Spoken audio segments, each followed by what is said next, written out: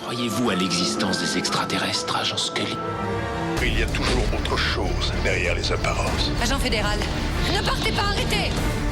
Quoi qu'il y ait, il semble que ce soit mortel. Si ce n'est pas un être humain, qu'est-ce que c'est alors?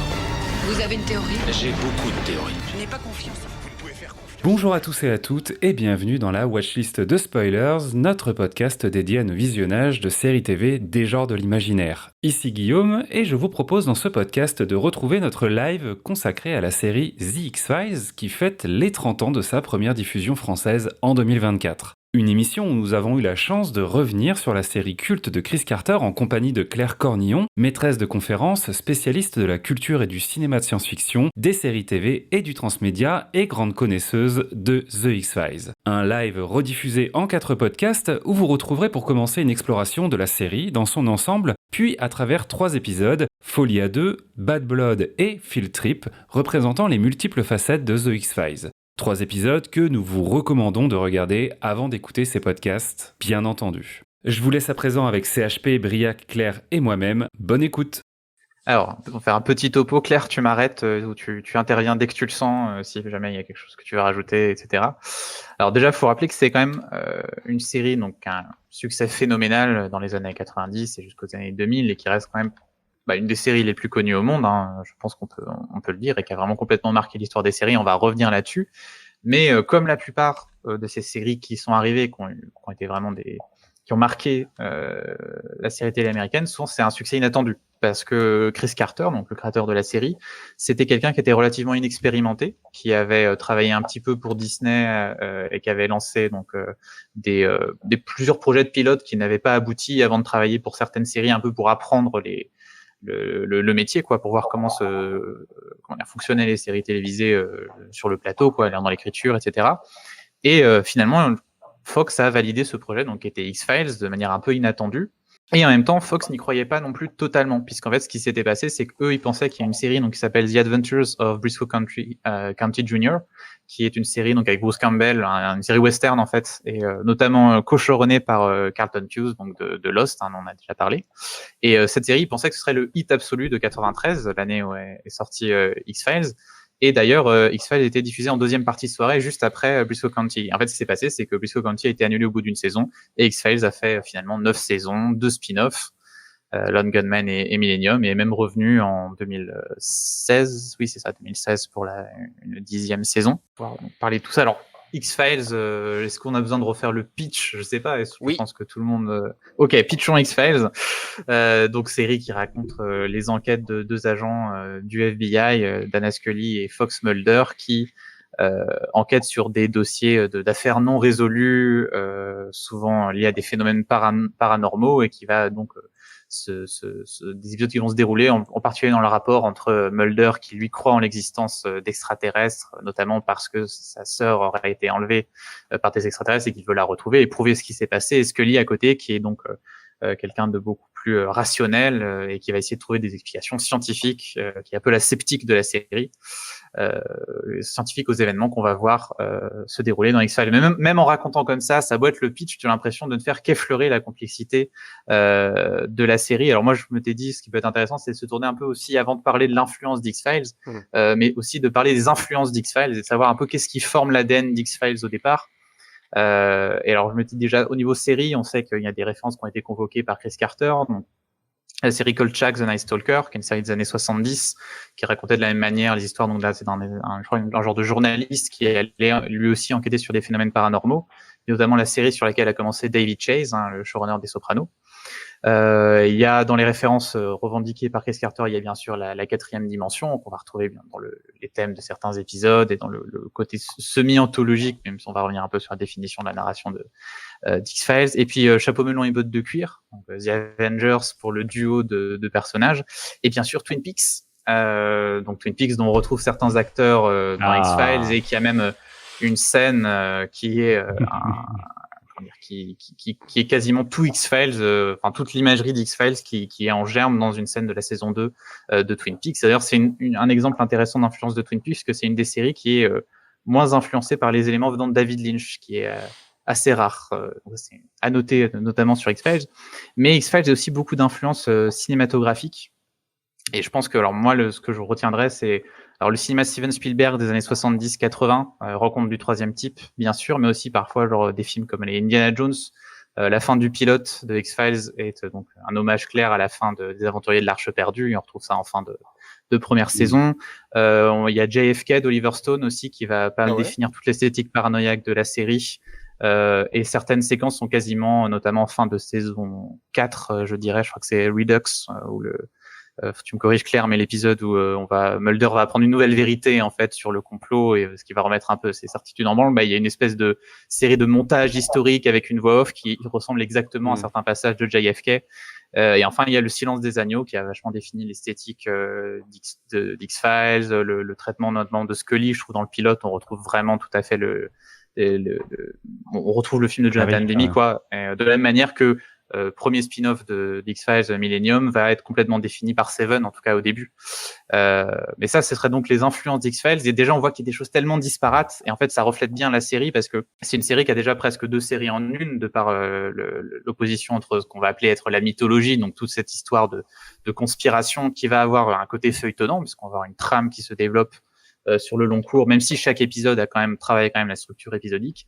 Et à côté, ce qu'on appelait les Monsters of the Week, donc les épisodes dont on va parler aujourd'hui, qui étaient peut-être plus isolés au niveau narratif. Mais même ça, c'est encore un peu facile de faire cette distinction-là, parce que parfois, on va voir des personnages des Monsters of the Week qui vont revenir pour un deuxième épisode, on va voir des éléments de continuité qui vont se révéler aussi. Je pense notamment quand on va parler aujourd'hui de Folie à deux, où Mulder est blessé, ça vient de l'épisode d'avant, des choses comme ça. Donc même quand on fait cette définition-là, c'est un petit peu, peut-être, c'est un peu facile.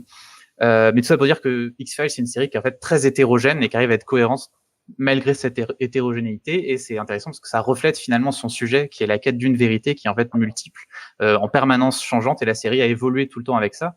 Et il y a cette idée dans X-Files qu'on peut jamais complètement obtenir toujours les réponses, alors que ces réponses vont toujours amener de nouvelles questions, et c'est pour ça qu'elle fonctionne comme une histoire infinie et qu'elle se renouvelle en permanence, et que d'ailleurs que même si elle s'est terminée sur sa 9e saison, elle a fini par revenir presque 15 ans plus tard pour une suite.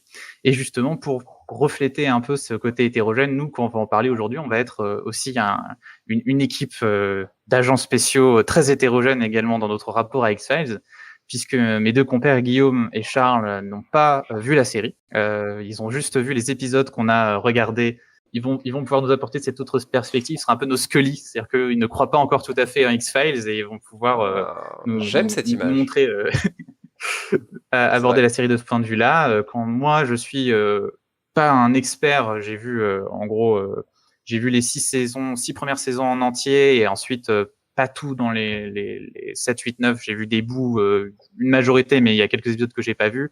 Et même chose pour le Revival. Donc, je suis pas un expert total. Et Claire, qui est par contre une experte absolue et qui va nous apporter sa perspective sur la série. Donc, on va essayer par nos différents regards, refléter l'hétérogénéité de la série. Tout à fait, mais même le chat, nous dites-nous, parce que je pense qu'il y a pas mal de gens qui connaissent très bien la série, en tout cas mieux que moi, ce qui est pas compliqué, mais ouais, n'hésitez pas à nous dire votre rapport, mais déjà il y a un truc qui est, comme tu l'as dit, c'est très hétérogène. Claire, j'ai envie de te poser une première question. Comment est-ce qu'on explique le fait qu'il y ait ces influences, donc on va dire SF pour faire très très simple, et on parlait de JFK, on parlait de choses qui n'ont rien à voir avec l'ASF ou les ovnis, etc., etc. Comment ça fait pour fonctionner cette hétérogénéité? Alors, c'est compliqué, mais c'est vrai que le concept en fait de X-Files au début, c'est donc ce qui fait la série, c'est une affaire non classée. Donc une affaire non classée, ça peut être de tout type en fait. C'est pour ça qu'il va y avoir une hétérogénéité en termes d'influence générique. Il y a des choses qui relèvent plus du fantastique, il y a des choses de l'horreur, même spécifiquement, et d'autres choses qui relèvent de la science-fiction. Après, il y a aussi l'aspect d'imaginaire américain. Et donc, on a plusieurs couches d'imaginaire américain. On a l'imaginaire justement paranoïaque, lié effectivement au complot, au mystère, à des choses comme JFK, etc. Mais il y a aussi l'imaginaire de la petite ville américaine, il y a toute des légendes urbaines, enfin tout ça rentre aussi dans l'imaginaire d'X-Files, parce que X-Files c'est foncièrement aussi une série qui est une espèce de road movie en fait. C'est foncièrement une série où on a les deux agents qui sont en voiture et qui passent d'une petite ville à l'autre dans chacun des épisodes, même si à chaque fois ils reviennent évidemment à Washington parce que c'est leur QG. Mais en fait, on explore tout le territoire américain et pas forcément des territoires très. C'est rarement LA ou des grandes villes, en fait, etc. C'est souvent des petites villes paumées. Et donc il y a toute cette dimension-là. Et c'est vrai que les deux s'articulent de cette façon-là. Après, le problème de l'articulation de ces deux éléments est vraiment au sein de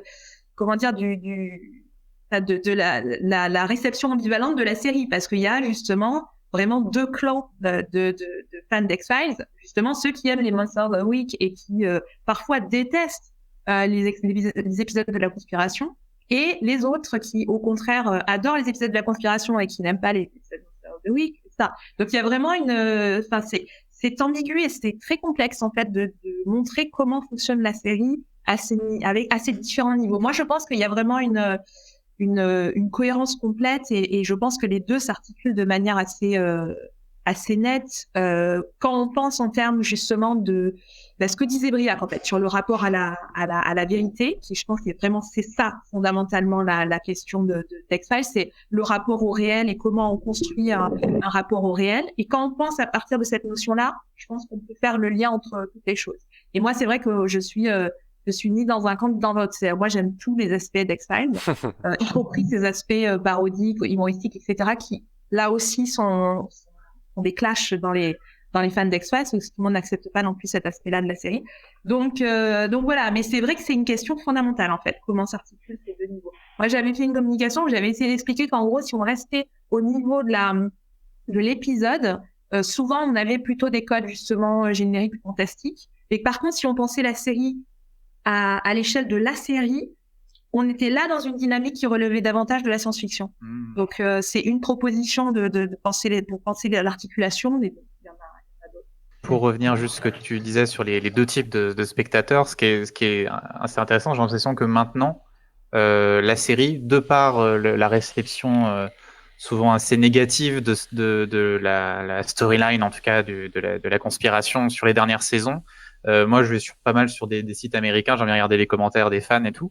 Et on voit que maintenant, on rejette beaucoup la mythologie. C'est-à-dire qu'il y a toujours un côté, bon, les Monsters of the Week sont super, mais alors, la mythologie, c'est pas bien, mais c'est pas grave, on la regarde pas.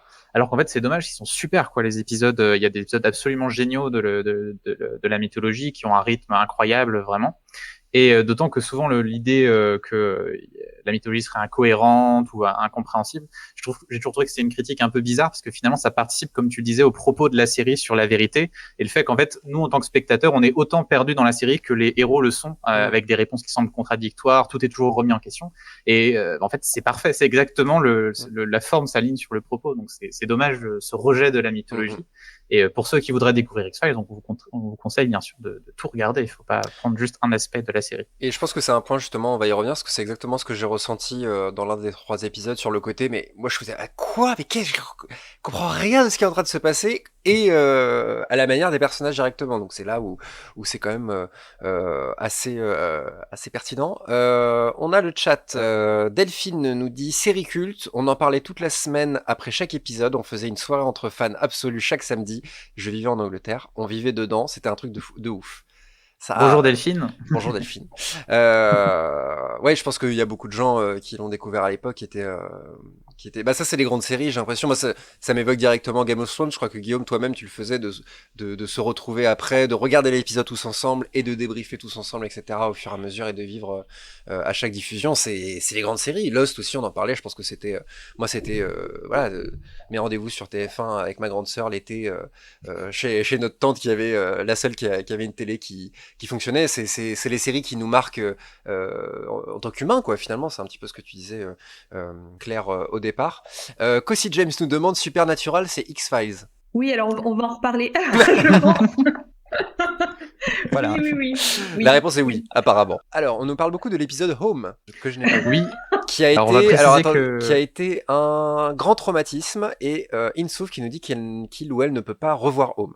Exactement. Alors, et en fait, pour tout vous dire, Briac me l'a proposé et je lui ai effectivement dit la même chose, c'est-à-dire j'ai vu Home une seule fois et je ne l'ai jamais revu. Ah bon? Dans tous les revisionnages car j'ai été traumatisée par cet épisode. Et encore, je ne l'ai pas vu à l'époque, bien heureusement. Parce que sinon, actuellement, je pense que j'aurais vraiment des... Sans trop nous en dire, c'est que ça fait très très peur ou... C'est vraiment très glauque. Et il y a des images qui sont particulièrement marquantes. Et moi, cette image de cette femme sous les... Enfin bon, bref, je peux pas en parler. C'est vraiment juste... En fait, il y a des images de cet épisode dans le comment dire, menu du DVD. Et du coup, à chaque fois que je revois la saison 4, c'est une torture parce que chaque fois qu'il y a le menu, je suis comme ça. C'est le seul épisode que je ne revois jamais. Ok. Il est effectivement génial, mais c'est vraiment ce moment de X-Files, la saison 4, où les épisodes sont particulièrement gore et particulièrement durs. Et après, ils vont revenir quand même un peu en arrière. Mais c'est vrai que la saison 4 est... Enfin, moi, à l'époque, bon, j'ai pas vu tous les épisodes à ce moment-là. Parce que moi, j'ai vu X-Files depuis la première diffusion française, en fait. Dès le premier épisode. D'accord. Donc, moi, j'ai vu vraiment tout de suite X-Files. Mais comme j'étais quand même... Je suis vieille, mais pas... Du coup, mes parents me censuraient certains épisodes. Donc, il y a certains épisodes que j'ai vus que plus tard, dont Home. Et heureusement, parce que... Déjà, ça m'a vraiment traumatisé cette vie-là quand je l'ai vu. À quelle place, du coup, X-Files dans ta sériphilie, en fait? Ça, c'était le début ou c'était... Ouais, parce que donc, alors moi, je suis vraiment une enfant de la télé, donc j'ai regardé la télé tout de suite. Donc, dès les années 80, je regardais déjà les rediffusions des séries des années 60 dans les années 80 et beaucoup de rediffusions des années 60 à la télé française, donc je regardais des trucs du genre Star Trek Original, Mission Impossible, etc. Et beaucoup de dessins animés aussi, bien sûr. Mais en fait, X-Files, c'est vraiment une des premières séries pour lesquelles j'ai été consciemment fan.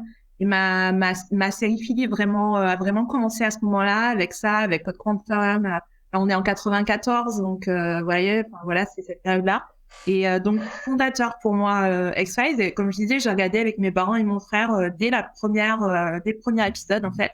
Et donc, il y avait vraiment quelque chose dans c'était vraiment un phénomène, X-Files, à l'époque. Et c'est vrai que, par exemple, Chris Carter, c'est le premier showrunner dont j'ai eu connaissance de l'existence, en fait. Parce que Chris Carter, on le voyait, il faisait des featurettes pour lancer les saisons. Il était assis dans son fauteuil de réalisateur avec le grand X derrière. Il disait, oui, donc voilà, dans cette saison, on va telle chose. Puis en fait, il ne faisait rien, bien sûr. Et parce que, évidemment, la question de ce qu'on attendait, c'était l'avancée de la mythologie, justement.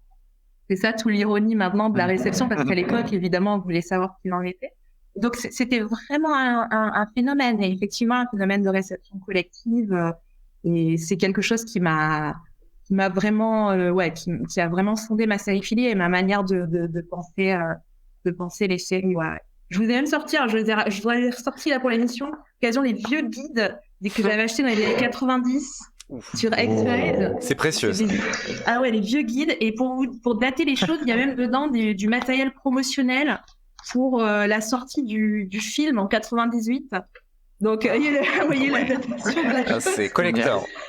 Donc, voilà, c'est vrai. Moi, c'est vraiment depuis l'origine, quoi. Le chat, quoi la tueur pour l'anecdote pourrie. Ma maman a regardé X-Files en France parce qu'elle trouvait que ça ressemblait à Twin Peaks qu'elle a regardé quand elle vivait encore en URSS. Du coup, ma maman s'y connaît plus que moi. Poppy nous avait dit bonsoir, et sauf à Eugène Tooms. Ah. Ça fait référence à un personnage, ouais. Je devrais avoir cette ref ? Non, parce que tu n'as pas vu ça dans la saison 1. C'est un des Alors pourquoi tu as cette ref, Guillaume ? Est-ce qu'il l'a vu ? Parce que j'ai réussi à regarder à peu près 6-7 épisodes de la saison 1, je pense, en attendant cette émission, parce que j'ai été pris au jeu, et puis c'est un personnage qui arrive dans l'épisode 2 ou 3 de la saison 1. Très bien. Tout début, ouais. Franny nous dit néophyte complet sur X-Files. J'étais surpris, des points communs avec Supernatural, décidément. La route, les Monsters of the Week, etc. Je pense qu'on va y revenir de toute façon. Ouais. Insouf Mulder dit parfois The truth is in the X-Files. C'est clair que la série a conscience que les épisodes mythologiques ne peuvent exister sans les stand-alone et vice-versa. J'en profite tu nous as montré des beaux livres, puisque tu co-diriges la collection Serial aux presses universitaires François Rabelais à Tours, et tu es, dans cette collection, on a eu récemment ce livre de Frédéric Gay sur X-Files, et donc pour faire un petit peu de promo, donc un excellent livre sur X-Files qui vient d'être publié. Si vous voulez en savoir plus sur la série avec un ouvrage académique, je vous le recommande aussi. SPN va dans des petites villes, tout comme Scully et Mulder. C'est le Monster of the Week, tout à fait. Tu as tout à fait raison, Franny. Home est l'épisode le plus violent des épisodes, effectivement. On l'a dit. Voilà, très bien. C'est peut-être l'occasion justement de parler, parce que Claire, justement, tu nous parlais de tes sujets d'études, et notamment donc des séries semi-feuilletonnantes formulaires, donc sur lesquelles tu travailles. Est-ce que tu veux peut-être nous définir un petit peu ce que c'est?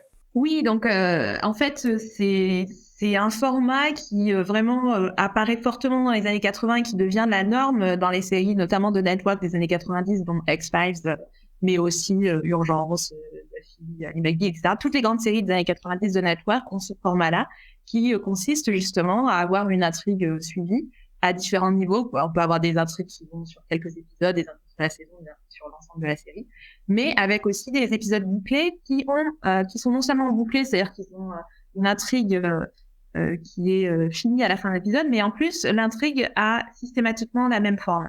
Donc dans le cas de X-Files, on a en fait un mélange entre la question de la série fantastique et la question de la série policière, parce que ce sont des enquêtes. Donc systématiquement, vous allez avoir une séquence pré-générique qui présente un phénomène paranormal, et ensuite un épisode où vous allez avoir différentes étapes qu'on revoit quasi systématiquement. Mulder qui présente le cas, ils vont une première fois sur là-bas pour voir ce qu'il en est, Scully qui fait une autopsie ou des analyses, ils interrogent des gens, ils ont plusieurs hypothèses, et à la fin ils arrivent à une hypothèse finale et généralement à quelque chose. Donc en fait chaque épisode fonctionne sur ce même schéma. Si vous êtes dans une série médicale, il va y avoir un patient, diagnostic, et puis à la fin ils vont le soigner, etc. C'est ça en fait les séries semi-feuilletonnantes formulaires, et il y en a ça devient vraiment le modèle dominant des années 90. Et c'était quoi du coup l'impact d'X-Files par rapport à ce modèle-là? Est-ce qu'il y a un avant ou un après X-Files?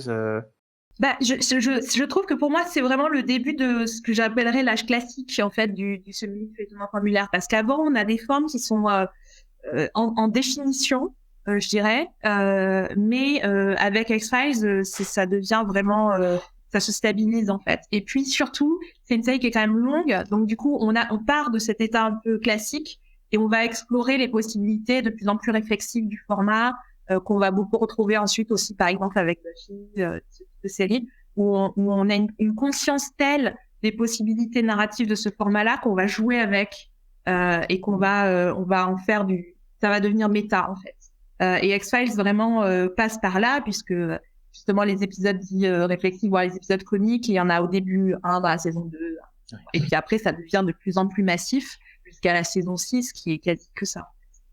Donc du coup c'est un bon exemple je pense de ce moment-là. Et puis c'est vrai que les deux grandes séries en début des années 90, c'est Twin Peaks et c'est X-Files. Twin Peaks est très fondatrice pour plein de choses, mais pas pour cette question du format, c'est une autre manière de raconter. X-Files a aussi toute cette ambition de faire un travail sur la mise en scène, etc. Le discours de Chris Carter à l'époque est vraiment, je veux faire quelque chose de cinématographique. Alors moi, j'aime pas ces expressions-là parce que je préfère garder la spécificité télévisuelle, mais c'est pour dire, il y a un effort qui est fait vraiment sur la question de la mise en scène, il y a une plus-value, etc. Et donc, c'est une série qui est aussi marquante pour ça, mais c'est vraiment je trouve, pour la gestion de la sérialité. Et du coup, l'héritière d'X-Files, ce serait Supernatural, puisque tout le monde veut parler de Supernatural, on va en parler. SPN, toujours parler de Supernatural. Oui, alors c'est une héritière directe pour plein de raisons. D'abord parce que, alors moi j'aime bien les questions de généalogie des séries parce qu'on oublie souvent. Et il y a beaucoup de séries qui ont joué qui sont un peu des sortes d'écuries où il y a plein de gens qui ont travaillé et ensuite ils sont sortis de la série. Et X-Files, il y a Vince Gilligan qui en fait, il y a Frank Spotty, il y a plein de gens. Et il y a notamment beaucoup de gens qui ont travaillé sur X-Files et qui ont travaillé ensuite sur Supernatural. Alors que les deux sont évidemment tournés à Vancouver, donc c'est le même visuel.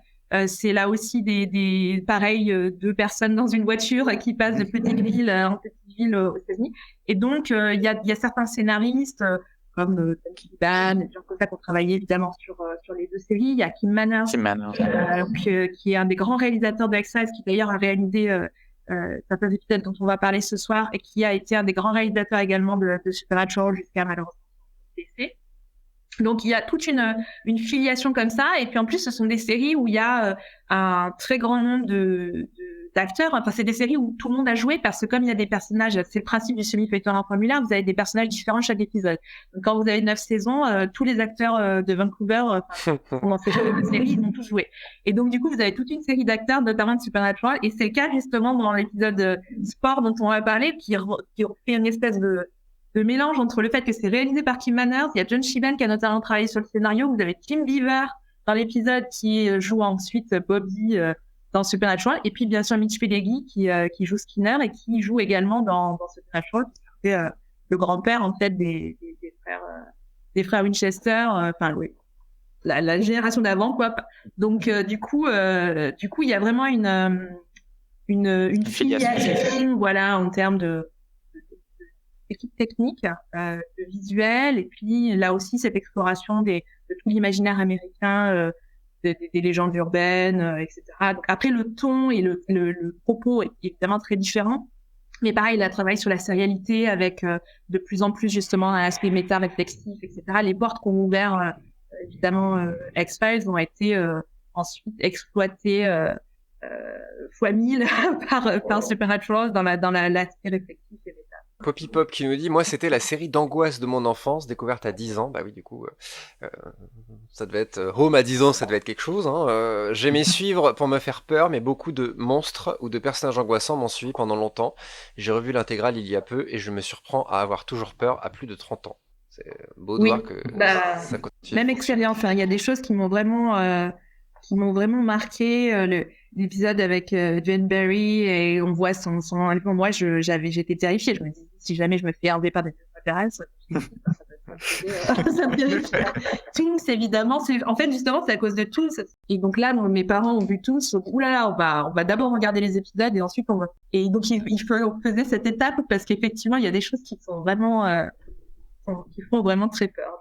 Même on va mettre devant tous les yeux. Très bien. Ça fait vraiment appel à des peurs très primaires, quoi. Les trucs vraiment, les monstres dans le noir, les gens qui nous observent, les choses inexpliquées, les disparitions, tout ça, c'est vraiment des trucs qui sont très ancrés quelque part. C'est des peurs d'enfants, quoi. Donc ça résonne d'autant plus.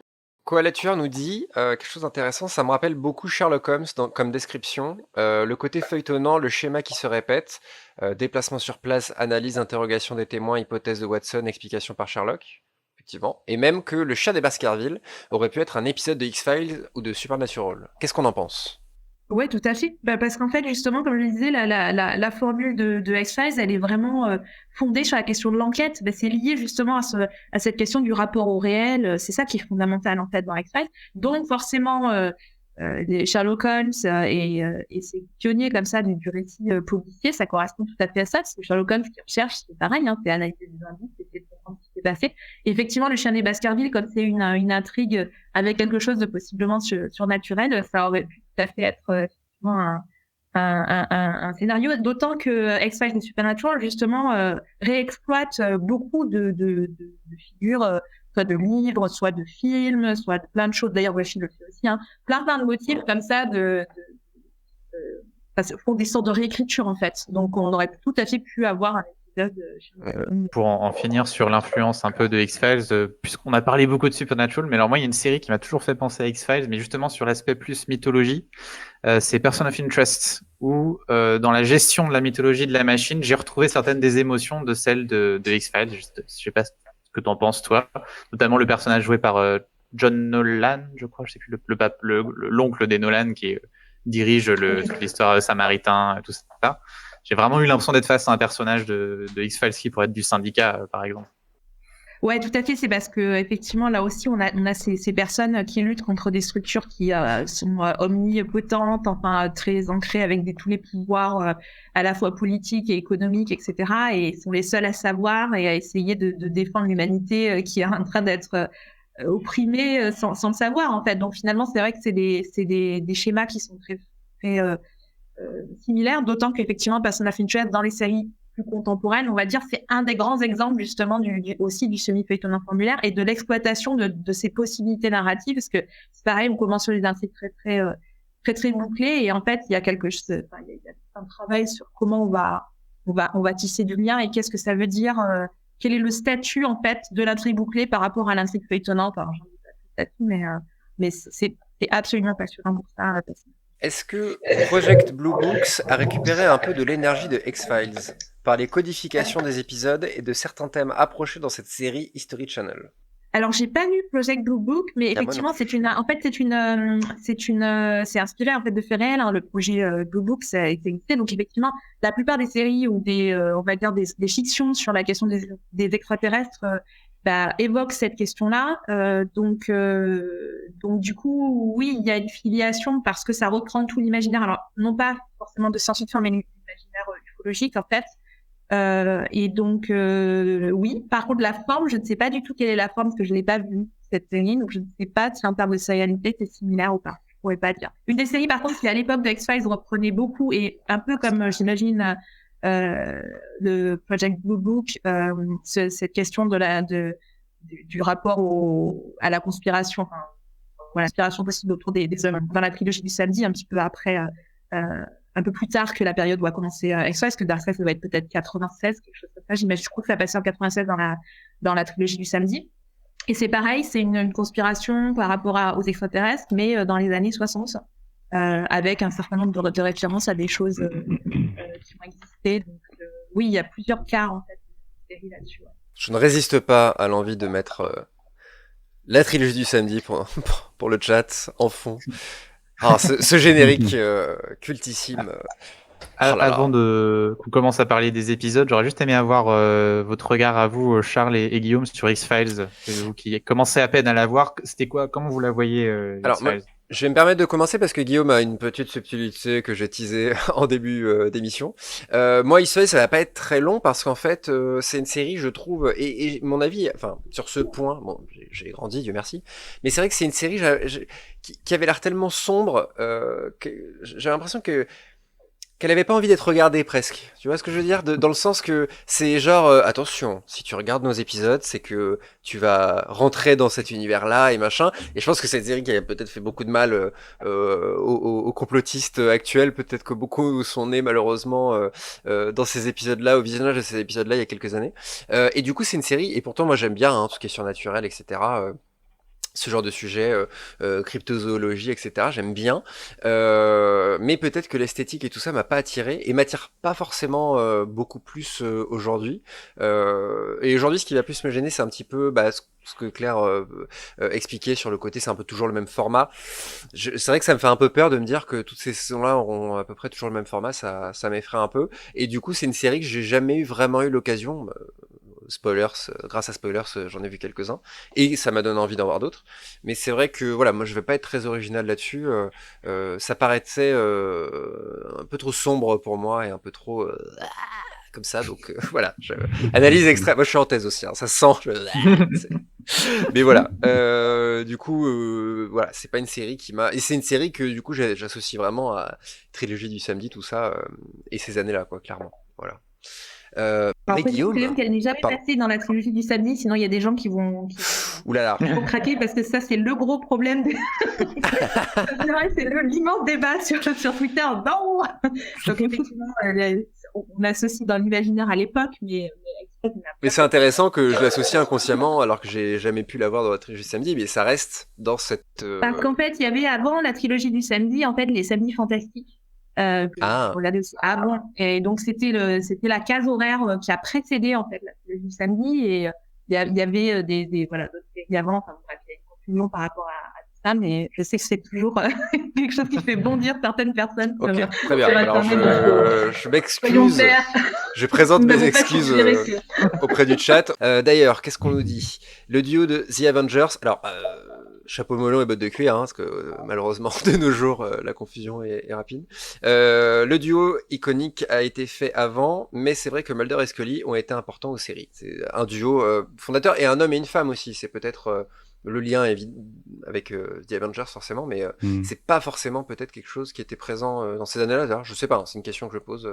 Est-ce que c'était pas plutôt deux hommes, ou voilà, est-ce que c'était est-ce qu'il y avait une originalité dans le fait de mettre un homme et une femme au sein d'une série comme ça? C'est original, et ça a marqué en termes de réception, puisque l'idée dans les fandoms de ship est vraiment le ship Mulder Scully est vraiment fondateur en fait dans dans la question des fanfictions, etc. Donc c'est vraiment, mais pour ça, X-Files est vraiment à l'origine, pas forcément à l'origine, mais disons à un moment lance une dynamique. La notion de mythologie vient de X-Files. Enfin, c'est vraiment tout ce vocabulaire qu'on a aussi autour des séries se cristallise vraiment à ce moment-là. Donc oui, et le rapport aux personnages, le duo, est-ce qu'ils vont être ensemble ou pas? Alors ça vient d'autres séries avant, hein, notamment de Moonlighting dans les années 80, voilà, mais avec donc Bruce Willis et Steve Shepard.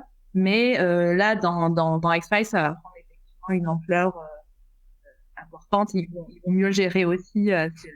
C'est un des aspects qui est vraiment, pour moi, en tout cas dans la réception de la série, la relation entre Mulder et Scully, mais vraiment la question de l'attachement au personnage est vraiment très important parce que très rapidement, on va avoir des choses vraiment très dramatiques dans la vie des personnages, notamment dès la saison 2, l'enlèvement de Scully, ensuite son cancer, etc. Ce sont des choses qui vraiment sont importantes dans la série et c'est pour ça que la question du Monster of the Week, c'est une chose, mais la question de l'évolution des personnages et de leur ancrage dans leur tragédie personnelle, etc., sont vraiment quelque chose qui va enrichir la série et provoquer un attachement plus fort que simplement une question d'intrigue. Le terme shipping est né avec Mulder et Scully aussi, il me semble. Insouf qui nous dit ça, c'est confirmé. C'est confirmé ici. À ma connaissance, oui. Enfin, on dit toujours qu'effectivement, c'est the original ship. Il y a souvent cette expression-là. Alors, pas 100% spécialiste, mais je pense que oui, effectivement, en tout cas, c'est un des fondateurs. Ouais. Ok.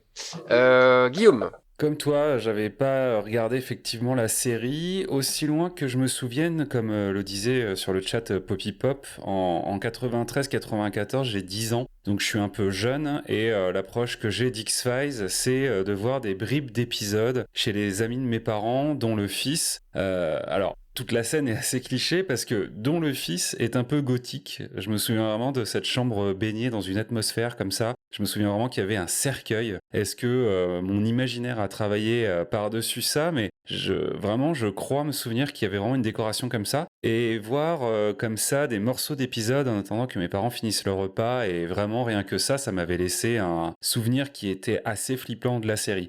Et moi, c'était gravé dans mon cerveau que X-Files a été une série qui faisait extrêmement peur et qui m'était très mal à l'aise, quoi. Et donc, j'avais très, très clairement mis ça loin de moi et j'avais pas particulièrement eu envie de la regarder. Et après, c'est ce qu'on disait un petit peu en off avant de se lancer en live. X-Files a envahi de toute façon, par son côté culte, énormément de strates de la pop culture. Donc, je pouvais pas passer à côté des références, des personnages. Duchovny et Anderson sont devenus des stars à cette époque grâce à la série. Donc en tout cas, voilà, je connaissais X-Files évidemment. Et j'ai fini par appréhender l'univers de la série à travers un biais qui était effectivement un biais un peu particulier, c'est le jeu vidéo. Alors le premier, parce que je crois qu'il y en a eu d'autres qui ont été faits de manière plus traditionnelle en 3D. Mais en 98, il y a eu un jeu qui a été produit en FMV, donc en full motion vidéo. Donc vous savez, c'est ces jeux où en gros on interagit avec des vidéos qui ont été tournées avec de vrais acteurs, alors parfois sur fond vert avec des décors fantastiques,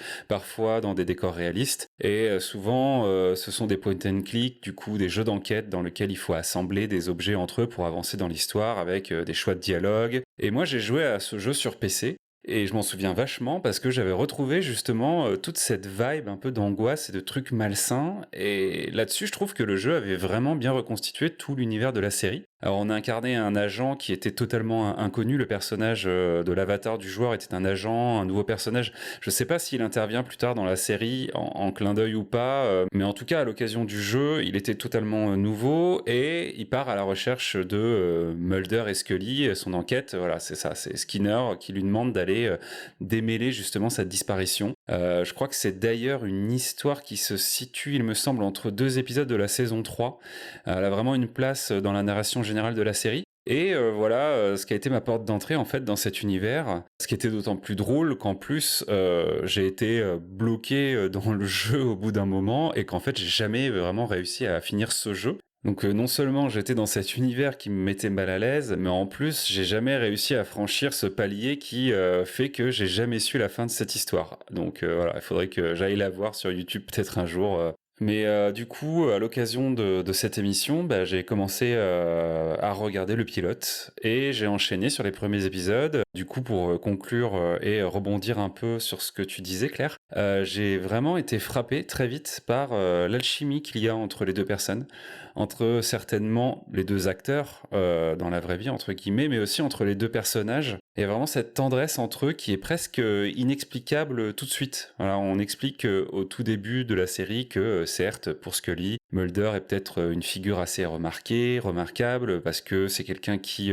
pendant ses études, a été reconnu, parce que voilà, c'est quelqu'un de brillant, Mulder, on le présente comme tel dès le début. Et donc à ce niveau-là, il est intéressant peut-être de travailler avec lui, même si pour ça, Scully va être mise au placard direct, on va dire. Mais tout de suite, il y a vraiment une alchimie qui est très tendre entre eux. Il y a beaucoup de bienveillance et Scully est très très amusé finalement des théories de Mulder. Il n'y a pas du tout de jugement de sa part. Et ça, j'ai trouvé ça très cool. Et on s'attache tout de suite au personnage. Il y a vraiment un truc qui est hyper addictif de ce point de vue-là et qui, je pense, sauve très certainement des épisodes qui sont plus classiques par ailleurs, parfois, dans l'histoire, parce que justement, voilà, on est attaché à ces personnages. Donc à ce stade, moi j'ai bien envie de continuer maintenant. Je pense que je rattraperai petit à petit les épisodes parce que ces personnages, bah, voilà, ils existent, ils vivent dans cette série et ça c'est cool. Une belle époque. Mais c'est intéressant Mais le jeu est d'avoir assez incroyable. d'avoir nourri Il a été- tout ça grâce à un jeu vidéo. C'est parce que c'est assez rare aussi, non, des Il séries a- comme ça qui ont été adaptées. Je sais pas. Peut-être que non. Peut-être que pas du tout. Issu d'univers de fiction, bon, c'était plutôt des films. En jeu vidéo, il y en a eu quand même pas mal. En série, en tout cas, en 98, et avec ces moyens-là, parce que clairement, il y avait énormément de moyens. Hein, ils ont vraiment tourné avec une partie du cast. Derrière, il y a Frank Spotnitz qui a écrit le pitch original du jeu. C'est vraiment une production de la série qui a été adaptée en jeu vidéo, quoi. Après, le jeu a assez peu marché. En tout cas, aux USA, il est assez connu. En Europe, il a été très discrètement diffusé. Mais oui, je pense que c'était assez rare à l'époque. Mais je suis contente que tu en parles parce que moi je l'avais aussi, j'y ai joué aussi, et en t'écoutant, je me demande si effectivement j'ai réussi à le finir ce jeu. C'est une bonne question, tu vois. J'arrive pas à me souvenir en fait si avec mon frère on a réussi à percer les énigmes de ce jeu, mais je m'en souviens pas. Mais ouais, c'était super dur, c'était super cryptique. Je me souviens, il y avait des dialogues à multiples entrées, ce qui faisait qu'il fallait trouver la bonne ligne de dialogue dans certaines scènes et tout. Et moi, je sais pas, j'ai eu des bugs. Mais c'est vrai que le genre du point and click, c'est aussi un genre qui, justement, parfois fait des associations qui sont un peu capillotractées, quoi. Puis à l'époque, il n'y avait pas vraiment Internet, donc on pouvait pas savoir, qu'il n'y avait pas forcément, voilà, la vidéo YouTube, comment on pouvait se débloquer de certaines situations. Tu Donc, trouvais pas, tu trouvais et pas. est-ce que Voilà. tu- C'était. Ouais, c'est ça. Et ce qui était hyper frustrant, c'est qu'en plus, je crois qu'il y avait genre 11 CD, quoi. Donc, tu savais que l'histoire était importante, mais c'est bon, c'est surtout aussi parce qu'il y avait beaucoup de vidéos, donc ça pesait lourd. Mais quand t'étais bloqué au deuxième disque et que t'avais le reste des CD devant toi et que tu pouvais pas avancer, bah t'étais là, putain, merde. Merci pour cette séquence nostalgie, Guillaume. En tout cas, c'est Je t'en prie, je t'en prie. bouleversant. Merci beaucoup. Ouais, je le finirai un jour. Peut-être en live, hein. Il y a un concept. Te refais tout le jeu X-Files. Ça doit se trouver en émulateur. Avec les 11 Oui. CD à sortir dans le Peut-être live. pas jusque-là non plus. Enfin, voilà, on trouvera. Est-ce qu'on passerait pas à un premier épisode? Mais peut-être une petite introduction juste pour expliquer le choix des épisodes qui a été fait, parce qu'avec Claire, donc on a échangé un peu pour trouver des épisodes intéressants, sachant que je voulais aussi, en pensant à mes camarades, mais aussi peut-être à des gens qui nous rejoindraient mais qui n'ont pas vu X-Files, j'essaie de trouver quelque chose qui pourrait être à la fois rendre conscience un peu de tout ce que peut être X-Files, mais qui puisse avoir quand même une thématique ou quelque chose en commun. Et en fait, finalement, sans forcément faire exprès, on a réussi à trouver quelque chose qui est assez cohérent. Puisqu'on est déjà face à 3 épisodes qui ont été écrits ou coécrits par Vince Gilligan, donc on a évoqué rapidement tout à l'heure, qui est connu pour avoir créé Breaking Bad, Better Call Saul et tout, mais qui est un des très grands scénaristes d'X-Files, qui a fait beaucoup d'épisodes très bien. Il est arrivé en 2e saison, si je ne me trompe pas, Claire. Alors là, je t'avoue qu'il faudrait que je vérifie, mais il arrive assez tôt. C'est ça, et c'est un des vrais piliers, en tout cas de X-Files, avec James Wong, Glenn Morgan, des scénaristes comme ça. Donc déjà, on a cette unité-là au niveau de l'écriture. L'autre, c'est qu'on est sur des épisodes qui vont beaucoup jouer sur ce duo de héros qu'on évoquait tout de suite, et leur dichotomie, ce qui les oppose au niveau Scully sceptique, Mulder qui croit, même si on va se rendre compte justement de cet épisode que tout ça est beaucoup plus compliqué. Et enfin, on va jouer beaucoup sur la question de la croyance, l'idée de la réalité, de la vérité, qui vont être en permanence remis en question à travers ces 3 épisodes. Et j'ai envie de vous proposer une phrase un peu introductive qui va peut-être nous guider, qui est une réplique en fait de l'épisode Rosette Chunks from Outer Space, donc un épisode de la saison 3, et dans lequel donc un personnage nous dit la vérité est aussi subjective que la réalité. Et j'ai revu cet épisode pour préparer ce live et je me suis dit que c'était peut-être une phrase intéressante à garder en tête quand on va aborder ces 3 épisodes ce soir. Oui, en plus, c'est un des plus grands épisodes de X-Files, c'est un des plus cultes. Il est vraiment, et il est tout à fait c'est un bon exemple de cette problématique, en fait, qu'on va traiter dans les 3 épisodes. Bon, justement, il est peut-être plus attendu, donc c'est bien aussi qu'on parle de peut-être dont on parle moins. Mais enfin, il faut le voir, c'est un chef-d'œuvre. Pour replacer, donc Rosette Chunks from Outer Space, c'est donc un épisode écrit par Darin Morgan, qui est un des scénaristes d'X-Files, donc qui est le frère d'un autre scénariste d'X-Files, et qui n'a pas écrit beaucoup d'épisodes. Je sais pas, 5 ou 6 peut-être dans toute la série. Maximum, ouais. Ouais, quelque chose comme ça. Et qui est connu pour faire en fait des épisodes qui sont non seulement des épisodes humoristiques, souvent, même si c'est parfois un peu, c'est plus ambigu que ça, c'est pas forcément entièrement comique, et surtout hyper réflexif sur la série, et il va venir questionner un petit peu tout le concept d'X-Files, revenir sur les clichés, la structure d'X-Files et la remettre en question, jouer avec en tout cas, et c'est des épisodes qui étaient particulièrement appréciés des fans, mais aussi je crois même au sein de l'équipe. Alors j'ai souvenir moi parce que donc Darin Morgan a aussi écrit des épisodes de Millennium. Et moi, j'ai des souvenirs des bonus du coffret DVD de la saison 2 de Millennium où ils parlent de lui et ils disent que quand ces scripts arrivent, ils sont tous à faire quoi? Et le script de Darin qui est arrivé, je veux le lire. Enfin, vraiment, c'est le truc dont ils sont tous fans. Et on sent bien, comme tu le disais dans la saison 6, on va en reparler, mais il y a beaucoup d'épisodes comiques, que tout le monde a voulu faire son Darin Morgan, quoi. Il y a eu une envie un peu de tous jouer avec un petit peu ces mêmes outils. Il le fait d'une façon. D'ailleurs, il a écrit un des seuls épisodes qui est vraiment extraordinaire dans les dernières des saisons, mais 2 nouvelles, je pense, qui sont inégales, on va dire. Mais dans la dernière, il y a un épisode écrit par Darin Morgan, tout à fait sur ce principe-là, qui est extraordinaire, où en fait, il a introduit un 3e type qui dit qu'il a été là depuis le début avec Mulder et Scully, et donc il y a une réécriture de la série avec ce gars qui dit mais vous vous souvenez pas de moi, j'étais là depuis le début. Et donc c'est vraiment c'est extraordinaire. C'est là aussi sur le retour sur la série. Donc les épisodes de Darin Morgan sont vraiment à part et en même temps viennent vraiment comprendre quelque chose qui se joue foncièrement dans la série. Qu'est-ce qu'on peut se poser comme petite question? Peut-être les héritiers de X-Files à notre époque, les héritiers directs. On a parlé de Supernatural déjà, mais qu'est-ce qu'on peut trouver d'autre? C'est vrai que Fringe, Supernatural, c'est vraiment des séries qui ont gardé cet esprit-là avec la multiplication des enquêtes, avec le rapport. Bon, dans les séries vraiment contemporaines.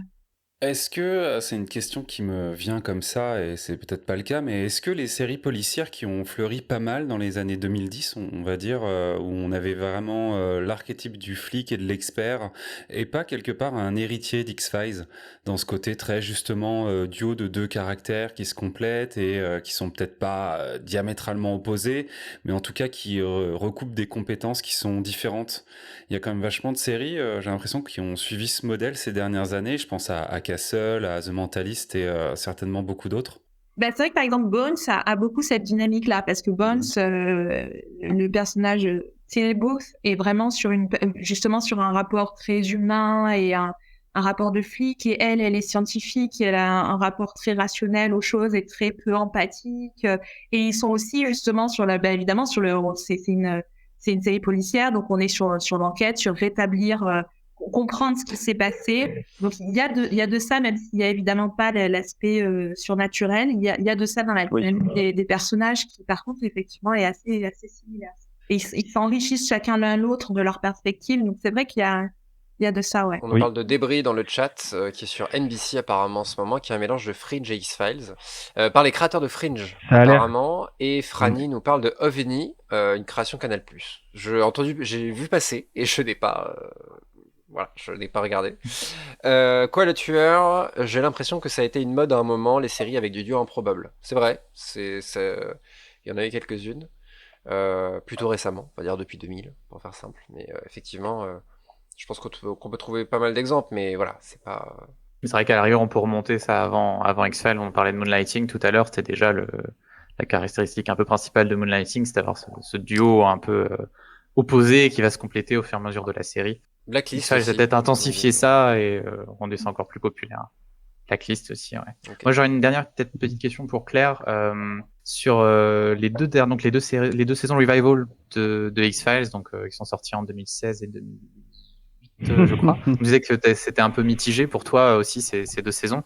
Ouais, c'est compliqué parce que bon, c'était à la fois c'était beaucoup d'émotions de retrouver X-Files. Ils ont vraiment essayé de retrouver X-Files, quoi, avec le générique d'origine, avec l'alliance entre justement des Monsters of the Week et des éléments de mythologie. Et donc ça, c'est vraiment émouvant, et surtout sur une question du passage du temps aussi là, par rapport aux deux acteurs. Du coup, il y a des belles choses, il y a des beaux moments, notamment autour de Scully. Il y a vraiment des moments émouvants, il y a des choses qui sont très bien. Par contre, c'est vrai qu'au niveau de la mythologie, il y a des éléments, des choses qui, en termes de sérialité et de narration, sont quand même très bizarres. Et aussi, l'adaptation au monde contemporain est bizarre au niveau idéologique aussi. Je les ai vus qu'une seule fois, donc je pourrais pas vraiment les analyser comme le reste de la série, mais c'est vrai qu'il y a quelque chose qui marche pas, quoi. On est à nouveau à Vancouver, on retrouve quelque chose qui relève de l'ADN de X-Files, mais c'est vrai qu'il y a des choses qui marchent pas, en fait. Ça marche plus maintenant, en fait. Pas de cette façon-là, en fait. Ils n'arrivent pas, j'ai l'impression, à adapter à ce qui pourrait être des problématiques contemporaines. Mais c'est quand même pas inintéressant. Encore une fois, il y a des épisodes, notamment justement le fameux épisode de Barry Morgan, qui est assez fou. Il y a des belles choses. De toute façon, moi, simplement le fait, grâce à ça, ça m'a permis, en fait, parce qu'il se trouve que, anecdote, en fait, un jour, je me suis dit, ça y est, je vais enfin aller à Vancouver, en 2004. J'en rêvais depuis un temps immémorial. Et quand j'ai décidé d'aller à Vancouver en 2015, ils ont décidé de recommencer Express. Ce qui fait que j'ai réussi à croiser le tournage, j'ai vu Gillian Anderson et David Duchovny en Mulder et Scully. Et rien que pour ça, ça c'est le plus beau jour de ma vie. C'est l'aboutissement de... Ouais. Pour moi, ça avait au moins un sens à la personnel, au reboot de X-Files. Ça nous a permis d'avoir du X-Files en 2015, donc en 2016. Donc il y a quelque chose de touchant par rapport à ça. Une volonté vraiment de revenir à quelque chose d'un temps ancien, et c'est avec le temps qui passe, il y a quelque chose, voilà. Mais je sais pas pour des gens qui n'ont pas cet attachement, par exemple, ce que ça peut représenter dans le cinéma. Donc pour toi, c'est moins une question nécessairement de la qualité d'écriture que la manière dont ils n'ont pas su forcément s'adapter aux zeitgeist des années 2010, comme X-Files avait pu être vraiment le produit de son époque dans les années 90, quoi. C'est peut-être dans la volonté de... Ouais. Les problématiques qui étaient celles d'X-Files n'ont plus la même résonance aujourd'hui, post-11 septembre, pas dans le monde contemporain, etc. Donc voilà, c'est un peu hasardeux, je dirais, sur certains points. Voilà. Puis c'est vrai que la mythologie maintenant a un stade qui est effectivement quand même très très compliqué, et puis il rajoute des choses, et la manière dont il gère quels épisodes, enfin, le découpage, le début de la 11e saison est très très étonnant. Enfin bon, bref, voilà, c'est un petit peu bizarre, ouais. D'accord. Et on nous dit que les stand-alone sont bien mieux que la mythologie dans le revival. Ouais, il y a quelque chose qui marche pas bien dans là où ils en sont dans la mythologie. Ouais. Ça vient de commencer, mais les débuts de Débris dont on parlait tout à l'heure sont un peu intéressants, mais ça ne tiendra pas autant que Fringe. C'est un peu plat des fois. Ok, très bien. Bah, c'est ce dont tu parles, toi, ce que tu étudies, Claire, quoi, ce type de série. Mais c'est vrai qu'effectivement, souvent, la première saison, c'est l'établissement des codes et des structures, et c'est souvent les moins intéressantes de ces séries-là, et c'est après que ça se développe. Et le problème, c'est que comme c'est une forme qui se perd un peu, en tout cas dans les séries de genre actuellement, on leur donne plus la chance de se développer comme X-Files a pu se développer, et donc on a plus ce genre d'émotion. Enfin, moi, le dernier, c'est Person of Interest, auquel je pense effectivement qu'il y a eu cette occasion-là, et ça manque un peu aussi. C'est bien parfois des très bonnes séries feuilletonnantes, mais on aime bien aussi autre chose. Très bien. En tout cas, merci beaucoup, Claire, pour merci à vous. d'avoir donné ton temps. Merci aussi à notre chat. Merci Claire, merci à vous, et hâte pour le livre Claire. Merci Claire, merci à vous. Ils veulent un épisode sur Supernatural. Autant te dire. Ouais, Autant te ouais, dire mais qu'on va là, pas faire les 15-16 saisons Non, pareil, mais mais c'est pareil pour on peut en faire un. Ouais, c'est tout à fait carrément. possible de choisir des épisodes. ce que j'allais dire, qu'on ouais, peut voir. carrément. Bon, faut que je finisse alors, c'est parti. C'était génial, alors vous êtes adorable. Merci, c'était super, et merci pour la collection céréales, je kiffe. Voilà. Ah. Super. Et Kossi nous dit, on revient sur Supernatural, Claire. Voilà, c'est un appel. Voilà. Ok, bah, pas de problème. Voilà, merci beaucoup. Bonne soirée à vous. À très vite. Bisous. Merci, Salut. Bonne merci. soirée, merci. À bientôt. C'est la fin de cette watchlist consacrée à la série The X-Files en compagnie de Claire Cornillon. Merci à tous et à toutes de votre écoute. N'hésitez pas à vous abonner à l'émission Spoilers sur votre fournisseur préféré de podcast et à nous mettre 5 étoiles et un petit commentaire si vous en avez l'envie. C'est clairement la meilleure manière de nous soutenir en 2024. Merci à celles et à ceux qui l'ont déjà fait et à bientôt pour de nouvelles watchlists. Salut! Bonus. Trax.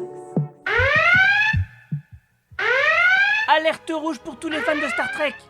Pour avoir des analyses détaillées sur chacun des épisodes des nouvelles séries Star Trek, écoutez Le Cadran Pop, un podcast qui analyse tout Star Trek, à commencer par tous les épisodes des séries récentes.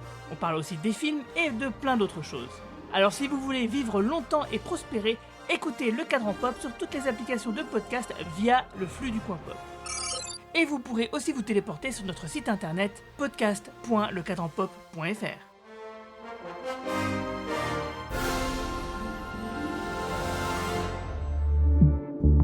Bonus. Trax.